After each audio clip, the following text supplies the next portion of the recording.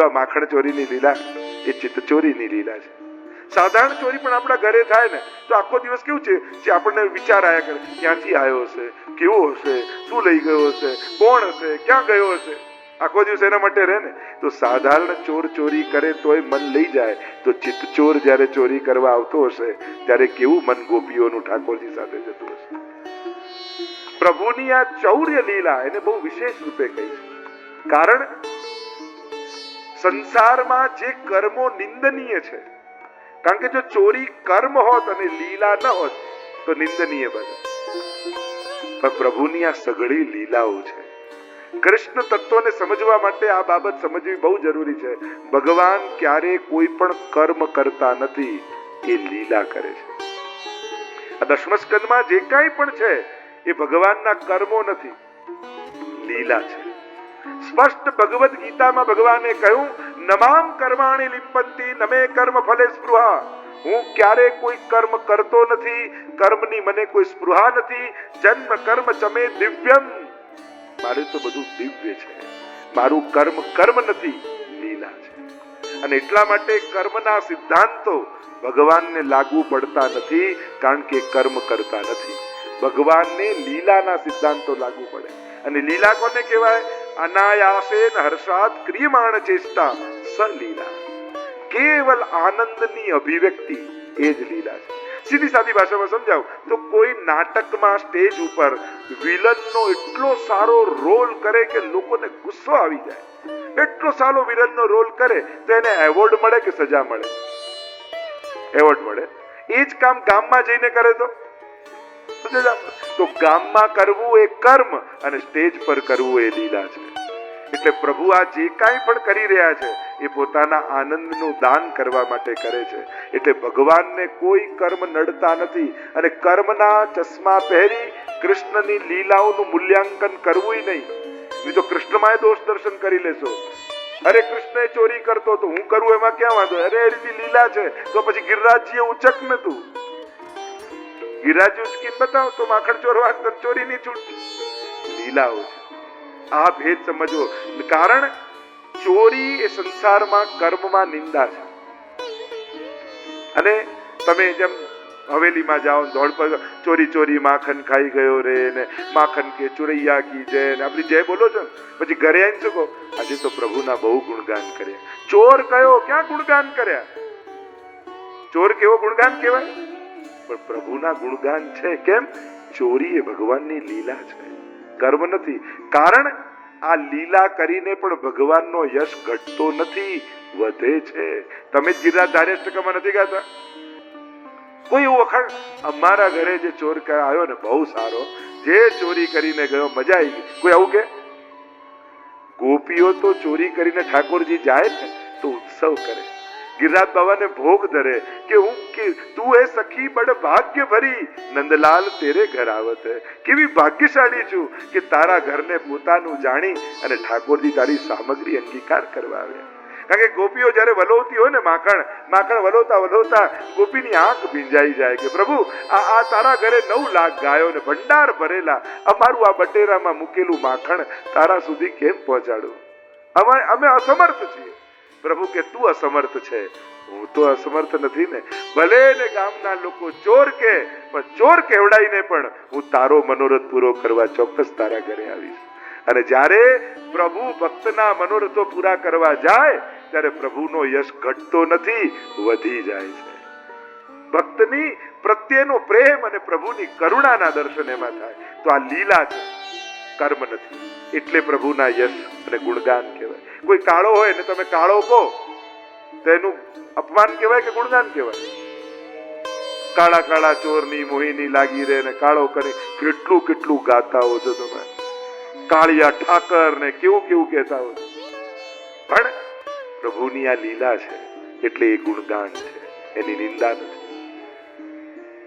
કોઈ લડતો યુદ્ધમાંથી ભાગે, તમે એને ભાગેડું કહો તેને ગુણગાન કહેવાય કે નિંદા કહેવાય? નિંદા કહેવાય. બોલો રણ છોડ ભગવાન કી જય. કોની જય બોલી તમે? રણ છોડ. ડાકોર નું શું વખણાય? રણ છોડ રાય પણ ખબરથી તમે ગોટા જ બોલશો. મૂળ ડાકોરના વખણાય રણછોડરાય, પણ દર્શન કરીને બહાર નીકળીને ગોટા ખાઈને ઘરે આવો છો એટલે જ ગોટાળા થાય છે. અને નાથ દ્વારા શ્રીનાથજીના દર્શન કરી રતાળું ખાઈ ભાગ્ય પર તાળું મારીને પછી ઘરે આવો છો. ના ના, કોઈ તાળું નથી વાગતા તો શું. એટલે આ ભેદ કૃષ્ણ લીલાને સમજવા માટે સમજવો બહુ જ. ઘણા કે ભગવાનને પણ તીર ખાવું પડ્યું, કારણ કે એમણે ભગવાનને કોઈ કર્મ ભોગવવા પડતા નથી, કારણ કે કર્મ કરતા જ નથી. ગીતાજી વાંચો તો ખરા. મનુષ્ય હોય એને કર્મ કરે એને બંધન લાગે, લીલા કરે એને કોઈ બંધન ન હોય. એ તો આનંદ. જેમ એક નાટક, એક મૂવીમાં, એક પિક્ચરમાં કોઈ ગમે તે રોલ કરે એને કોઈ બંધન નથી હોતા, એને તો એવોર્ડ હોય છે, એની તો પ્રશંસા હોય છે. વાહ પ્રભુ કેવા ભાગ્યા. એ ભાગતો હોય ને તો આપણને આનંદ લાગે, એ ચોરતો હોય તો આપણને આનંદ આવે. નહીં તો કોઈ ચોરી કરતો હોય તો હરક હરક કરતા કરતા આપણે વાત કરીએ, જોને કેવો ઘરે આવ્યો, કોઈને ખબર ના પડી ચોરી ગયો. અને નેરોબી વાળાને તો બહુ અનુભવ હોય આ બધા. અને એટલા માટે અહીંયા એ પણ હરક, કારણ કે લીલા છે. આનંદનું દાન કરવા જ તો ઠાકોરજી, કારણ કે જ્યારે પ્રભુ પ્રગટ સ્વરૂપે ન બિરાજતા હોય ત્યારે આપણે આ લીલાઓનું ચિંતન કરી એ સ્વરૂપનો અનુભવ કરી શકીએ. એટલા માટે જ તો પ્રભુએ આ લીલાઓ પ્રગટાવી છે, એટલે જ તો ગ્રંથ રૂપે ગવાયા છે. કારણ કે અનવતાર દશામાં આ લીલાઓનું ગાન કરી અને આપણે આનંદનો અનુભવ કરી શકીએ. ગુણગાને સુખાવાપ્તિ ગોવિંદસ્ય પ્રજાયતે યથા તથા સુખાદીનામ નૈવાત્મની કુતોન્યતમ. આપણે ગુણગાનમાં જે સુખ છે, જો સુખ હોત ગોપાલ હી ગાય, સો ન જપ તપ તીરથ કોટિક તીર્થ નાય. એ બીજા કશામાં આનંદ નથી, જે ગુણગાનમાં આનંદ છે. તો અહીંયા પ્રભુ અનેકવિધ પ્રકારની લીલાઓ કરી, માખણ ચોરી લીલાઓ કરી, ભક્તોના ચિત્તની ચોરી કરી રહ્યા છે. એકવાર ઠાકોરજી ખેલી રહ્યા હતા બ્રહ્માંડ ઘાટ પર. બ્રહ્માંડ ઘાટ પર ખેલતા ખેલતા ઠાકોરજી માટીનો ઘોડો બનાવ્યો. અને માટીનો ઘોડો બનાવી ચારે બાજુ જોયું, કોઈ જોતું તો નથી, અને ધીમે રહીને મુખમાં મૂકી લીધું. અને મુખમાં મૂકી લીધું એટલે દાઉજી જોઈ ગયા. લાલન મિટ્ટી ખાઈ? देखो झूठ मत बोलो, मैंने देखा है तुमने खाई है, मैया से कह दूंगा. खाई तो दौड़ता दौड़ता मैया मैया मैया लालन ने मिट्टी खाई. अच्छा अभी मैं देखती हूँ. भागती हुई आई यशोदा, खड़ी हो गई लालन के सामने, कहने लगी लालन तुमने मिट्टी खाई. और प्रभु बोले नाहम भक्षितवान अम्ब सर्वे मिथ्याभिशंसिनः यदि सत्य गिरस्तरहि समक्षम पश्य मे मुखम. नाहम भक्षितवान, मैंने नहीं खाई मिट्टी. હવે અહીંયા વિચારકો, આચાર્યો, મહાપુરુષો બધા ચિંતન કરે, સત્ય વ્રત એવા પરમાત્મા અસત્ય બોલે છે? માટી મોઢામાં મૂકી તો છે, પછી ખોટું કેમ બોલે છે? તો શું ભગવાન અસત્યવાદી છે? આચાર્ય જુદા જુદા અર્થ કર્યા. પહેલો અર્થ એમ કર્યો કે મૈયાએ પ્રશ્ન જ ખોટો કર્યો. મૈયાએ પ્રશ્ન એ કર્યો, લાલન તે માટી ખાધી? ઠાકોરજી કે મેં માટી નથી ખાધી માં, આ વ્રજ રજ છે, આ કોઈ માટી નથી. તું કે છે આને માટી, આ માટી નથી, આ તો વ્રજરજ છે. મુક્તિ કહે ગોપાલ સો મેરી મુક્તિ બતાય, और વ્રજરજ ઉડી મસ્તક લગે તો મુક્તિ મુક્ત હે જાય. આ મુક્તિને પણ મુક્તિ આપવાનું સામર્થ્ય આ વ્રજ રજમાં છે. ભૈયા આને તું સાધારણ માટી ન માનીશ, આ તો મોટા મોટા ભક્તો જેની વંદના કરે છે એવી વ્રજની રજ છે. અનેક અનેક ભાવ છે. ત્યાં વરાહ ભગવાનની પણ જયારે પૃથ્વીને લઈને આવ્યા અને ત્યારે પૃથ્વીને એમ થયું કે મારા પતિ રૂપે વરાહ ભગવાન મારું વરણ કરે, અને ત્યારે ઠાકોરજી અહીંયા ધરામૃતનું દાન, અનેક અનેક ભાવ આપણે ત્યાં બતાવ્યા. એ રીતે એક અર્થ એમ કર્યો કે માટી ખાધી, મેં નથી ખાધી. બીજું ઉપનિષદમાં પણ દ્વા સુપર્ણા સયુજા સખાયો, કે બે એક ડાળ પર બે પક્ષી બેઠા, એક ખાટા મીઠા ફળ ખાય ને બીજો દ્રષ્ટા ભાવે જુએ. તો જે ભોગતા છે જીવ છે, દ્રષ્ટા છે ઈશ્વર છે. પ્રભુ કે હું ભોગતા નથી, હું દ્રષ્ટા છું. એક અર્થ એમ કર્યો કે ઠાકોરજીએ કહ્યું કે મેં માટી નથી ખાધી, મોઢામાં તો મૂકી. ભાવ એ બતાવ્યો કે જયારે પૂતના વ્રજવાસીના બાળકોના પ્રાણ લેતી લેતી આવીને, તો બધા વ્રજવાસીના બાળકોના પ્રાણ પૂતનાની અંદર હતા. અને ભગવાને જ્યારે પુત્રના પ્રાણોનું કર્ષણ કર્યું ત્યારે બધા વ્રજવાસીના બાળકોના પ્રાણ પણ પૂતનાની અંદર જતા રહ્યા. અને ભગવાનની ભીતર રહેલા એ વ્રજભક્તોના બાળકોએ કહ્યું કે પ્રભુ, અમારો જન્મ વ્રજભૂમિમાં થયો તો ખરા, પણ વ્રજભૂમિની મહત્તા જેનાથી છે એ છે વ્રજ-રજ. વ્રજમાં જન્મ્યા છતાંય વ્રજ-રજથી અમે વંચિત રહી ગયા, તો પ્રભુ કૃપા કરો અને અમને વ્રજ-રજનો આસ્વાદ કરાવો. અને જ્યારે આવી વિનંતી ભીતર રહેલા વ્રજના બાળકોએ કરી, ત્યારે ઠાકોરજીએ વ્રજ-રજ લઈ મુખમાં પધરાવી, ખાધી નથી પણ ખવડાવી છે. અને વ્રજ ભક્તોને વ્રજ-રજનો આસ્વાદ કરાવ્યો છે. કારણ કે આ ત્રણ વગર કૃષ્ણ અધૂરો લાગે. હાથમાં વેણું ન હોય, બાજુમાં ધેનું ન હોય અને ચરણમાં રેણું ન હોય, તો કૃષ્ણનો આનંદ કૃષ્ણ પાસે, કૃષ્ણનો આનંદનો અનુભવ ક્યાંથી થાય? તે રેણુનો આસ્વાદ પર, કારણ વ્રજમાં રજની મહિમા છે. અને આટલી રજો વ્રજમાં છે.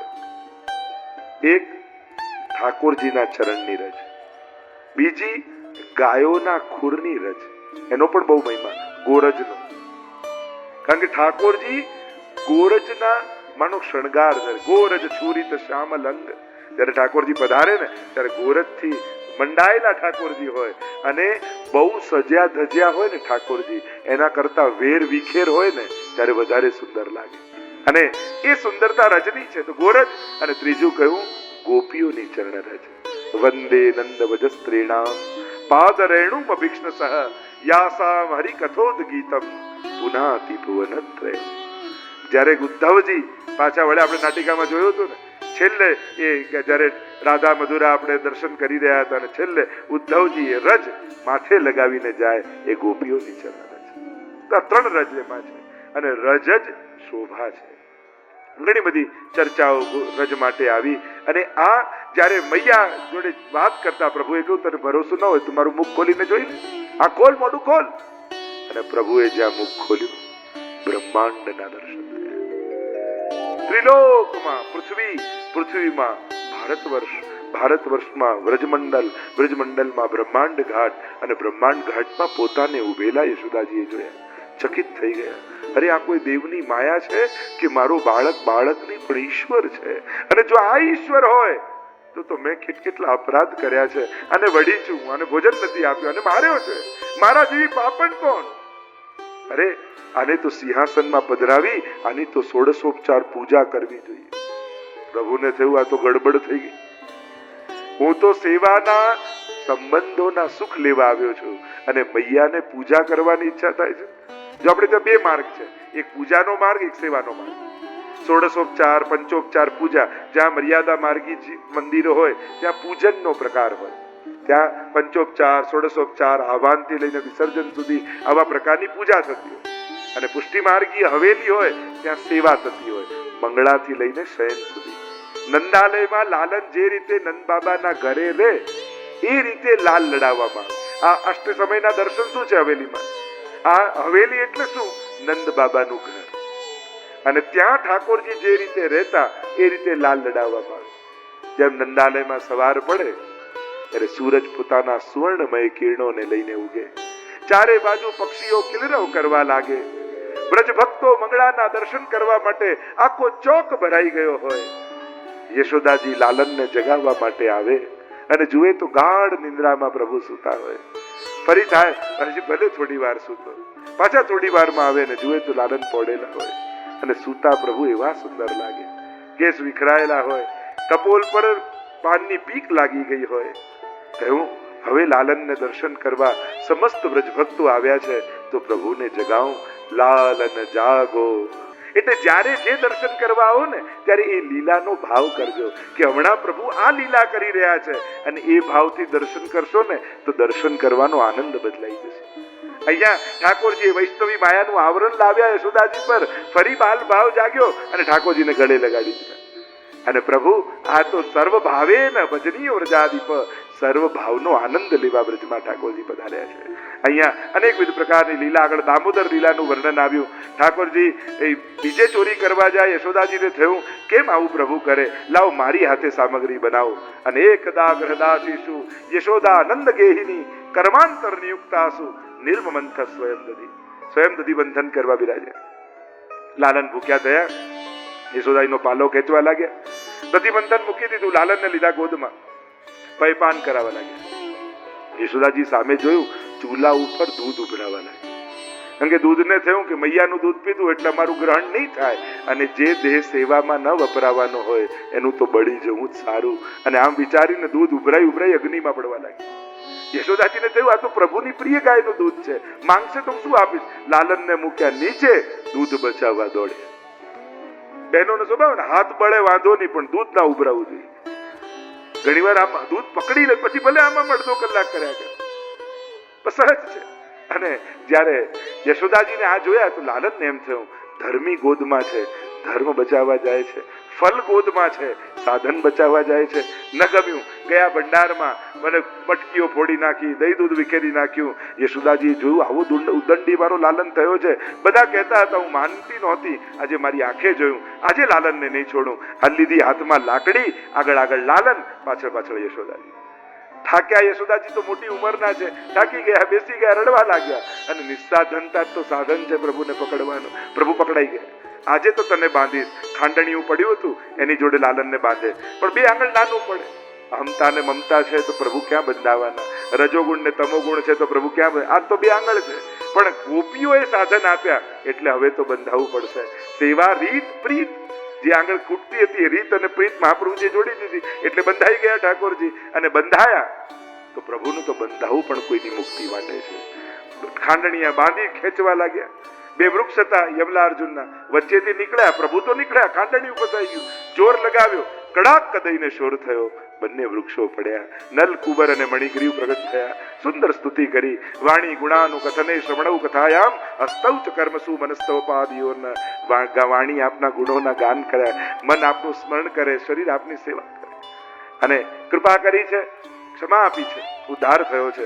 અનેક પ્રકારની લીલાઓના વર્ણન શ્રીમદ ભાગવતમાં આવ્યા. ઉત્પાત થતા જોયા. અહીંયા ગોકુલ છોડીને વૃંદાવનમાં જઈને વસ્યા. ઉપનંદનની સલાહથી ધેનુકાસુર વધની કથા આવી, વત્સાસુર વધની કથા આવી. વાછરડાના રૂપમાં આવ્યો, પણ ભગવાન એની આંખોથી એને ઓળખી ગયા. કારણ કે શરીર તો વાછરડાનું, પણ મનની વૃત્તિ હોય ને માણસની આંખોમાં છલકાઈ જતી હોય છે. પ્રભુએ જોયું કે શરીર છે વાછરડાનું પણ વૃત્તિ સારી નથી. ઉદ્ધાર કર્યો. આગળ અનેક 12, 13, 14 અધ્યાય અગાસુર ઉદ્ધારની કથા આવી. પ્રભુએ બધા જ સખાઓને કહ્યું કે રોજ તો હું નંદાલયની સામગ્રી આરોગું છું, કાલે તમે બધા પોતપોતાના ઘરેથી સામગ્રી સિદ્ધ કરીને લાવજો. હું તમારા બધાના ઘરની સામગ્રી આરોગીશ. અને બધા સખાઓ પ્રસન્ન થઈ ગયા. દોડીને બધા ઘરે ગયા. મૈયા, અરે કહા હે લાલા? અરે લાલન ને કહી હે કલ अपने घर की सामग्री आरोगी. અને ગોપીઓ તો પ્રસન્ન થઈ ગઈ. અરે કેટલા સમયથી અમારો મનોરથ હતો, અમે સિદ્ધ કરી અને પ્રભુને આરોગાવી. જો આજે પણ મનોરથ કર્યો છે ને, કેટલા ગોપીજનોએ સામગ્રી સિદ્ધ કરી, ગિરિરાજજીની સન્મુખ પધરાવી. તો અહીંયા ગોપીઓના મનમાં આનંદ થઈ ગયો. જેને જે સુંદર સામગ્રી આવડતી હતી બધા લાગી ગયા સામગ્રી બનાવવામાં. બીજા દિવસની સવાર પડી, ગાયો ચરાવવા માટે સખાઓની સાથે પ્રભુ પધારે એટલે ગોપીઓએ ટોકરી બાંધી દીધી. લાલા, લાલન કો પ્રેમ સુ આરોગાઈએ, અને આરોગ આવે ને ત્યારે મને પણ યાદ કરજે. મારો તો કેટલા દિવસથી મનોરથ હતો.